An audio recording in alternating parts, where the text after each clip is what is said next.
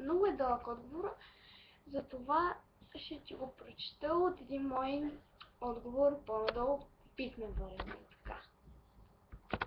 Така. Първо, НГДЕК, Национална гимназия за древни езици и култури. Второ, ГИ Илия Петров, Гимназия за изящни изкуства. Гимназия, чета съкръщенията.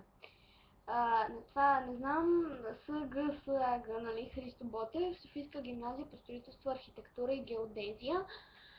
НПГПФ, Национална професионална гимназия по полиграфия и фотография.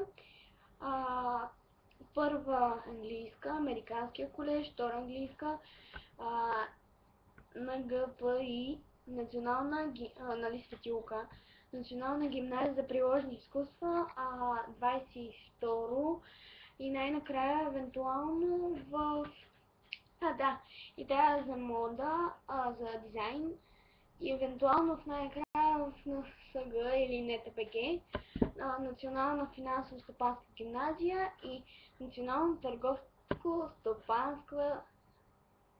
Някаква такава беше. Точно не ме помня, защото ако не ме приемат никъде. Да, забравих и художествената в Казанлък. И така, и в повече ще ми трябва рисуване, затова стискайте ми палци и до година да мога да спра.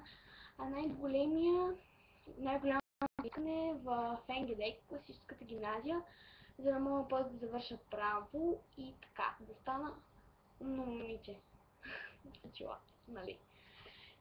И сега, така да е общо взето, това са гимназиите,